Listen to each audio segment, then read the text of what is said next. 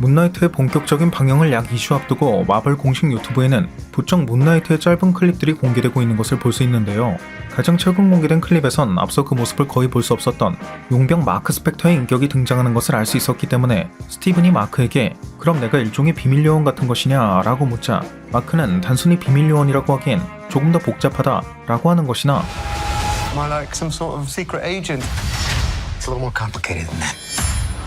마크가 사용하는 것으로 보이는 베레타 권총 등의 모습도 확인할 수 있었는데 개인적으로는 이러한 마크의 인격보다도 이번 클립에 풍뎅이 모양의 액세서리 같은 것이 등장했다는 것이 가장 눈에 띄는 부분이 아니었나 싶네요.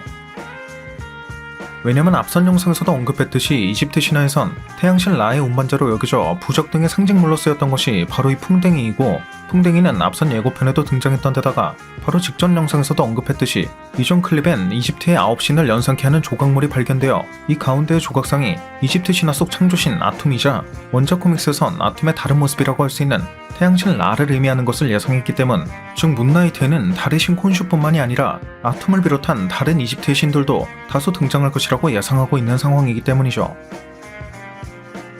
따라서 이처럼 태양신 라의 운반자로 여겨졌던 풍뎅이 모양의 아티팩트 같은 것이 발견되었다는 것은 이번 문나이트에 태양신 라에 대한 떡밥이 등장하는 것이 거의 확정적이라는 것을 유추해볼 수 있을 것 같은데 재밌는 건 바로 직전 영상에서 언급했던 것처럼 이 태양신 라가 원작 코믹스에선 거의 모든 엘더갓을 멸종시켰던 장본인 아툼 더 가디터와 동일한 캐릭터였다는 점입니다.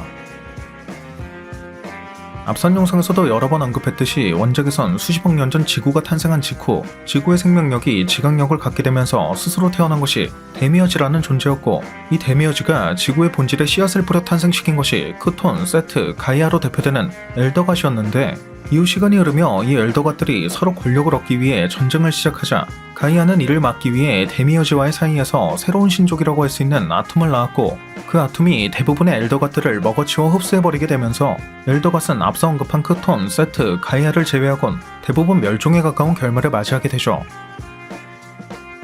그리고 이처럼 아툼으로부터 살아남은 엘더갓 중 한 명이었던 크톤이 다른 차원으로 도망치는 과정에서 후에 지구로 돌아오기 위한 통로로 사용하기 위해 남겨두었던 것이 다크홀드였기 때문에 향후 이러한 문나이트의 내용이 다크홀드와도 어떠한 연관이 있을 것이라고 예상했던 것이고요.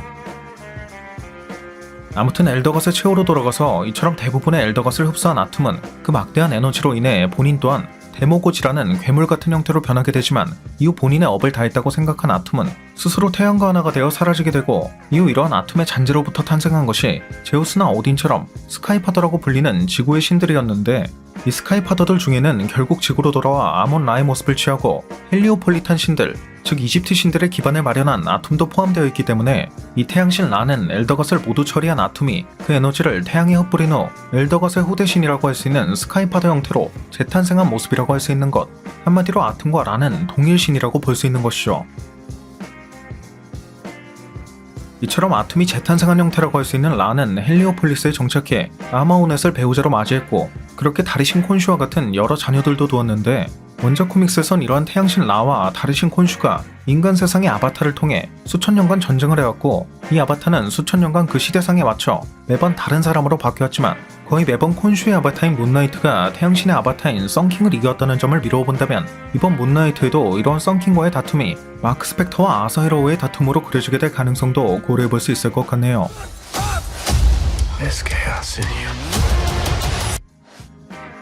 게다가 더 재밌는 건 아주 먼 옛날 고대 이집트의 신 중 한 명이었던 아누비스가 이러한 태양신 라에게 반기를 들었고 그렇게 태양신을 노예로 삼아 그의 심장을 흡수하려고 했지만 라는 이러한 아누비스의 계획을 간파하고 본인의 심장을 미리 표범 여신이었던 바스테에게 맡겨놨던 덕분에 아누비스의 야망을 막을 수 있었는데 중요한 건 이처럼 라의 심장을 맡은 바스트가 이를 안전하게 숨기기 위해 향한 곳이 그녀를 숭배했던 아프리카의 위대한 사냥꾼 부족이었고 이후 이 같은 장소가 와칸다로 발전하게 되었다는 점을 미루어 본다면 와칸다의 하트허브, 즉 원작에선 라의 하트를 숨겨놓았던 와칸다에서 자란 하트허브를 섭취한 블랙팬서가 보랏빛의 에너지를 발산하는 것 또한 엘더가 크톤이 만든 다크홀드의 영향을 받은 에거사가 보랏빛의 에너지를 사용하는 것처럼 먼 미래엔 엘더갓의 힘을 흡수했던 아툼, 즉 라의 영향을 받았기 때문이라고 밝혀질 가능성도 고려해볼 수 있지 않을까 싶네요. 물론 원작 코믹스에선 하트허브가 생겨난 이유가 와칸다에 떨어진 비브라늄 운석에서 발생한 방사선 때문이라고 알려져 있지만 하필 비브라늄 운석이 와칸다에 떨어질 수 있었던 것 자체도 고대 와칸다인들은 폭풍구름을 조종하여 코스믹 에너지를 끌어내리는 법을 배웠고 이것이 비브라늄 운석이 떨어질 수 있는 통로가 되었다는 식으로 언급되었던 것을 보면 MCU에선 이처럼 고대 와칸다인들에게 어떠한 영향을 미친 것이 태양신 라와 관련된 표범 여신 바스트와 같은 고대 신중 한 명이었다는 식으로 밝혀질 가능성도 기대해볼 수 있을 것 같네요.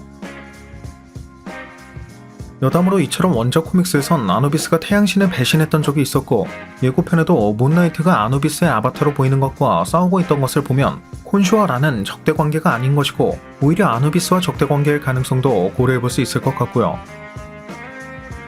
때문에 이 같은 내용을 미뤄본다면 페이지 4 이후의 MCU는 페이지 1부터 3가 인피니티 스톤을 중심으로 한 인피니티 사가였던 것처럼 고대 신들의 이야기가 그려질 가능성도 충분히 유추해볼 수 있을 것 같은데 페이지 1부터 3까지 이어진 인피니티 사가도 총 11년에 걸쳐 그 막을 내렸던 것에 비해 페이지 4는 이제 막 1년이 지난 시점인 만큼 이러한 고대 신들에 대한 본격적인 이야기는 앞으로 좋게 5년은 있어야 하지 않을까 싶고 문나이트에도 엘더갓에 대해 아는 사람만 알 수 있을 법한 떡밥이 등장할 뿐 본격적인 떡밥은 향후 이터널스의 차기작 같은 작품을 통해서 그려지게 될 가능성이 더욱 높지 않을까 싶습니다. 오늘 준비한 영상은 여기까지였습니다. 오늘 준비한 영상도 재밌게 보셨다면 구독과 좋아요 그리고 알람 설정 한 번씩 눌러주시면 대단히 감사하겠습니다. 그럼 지금까지 올루원이었습니다.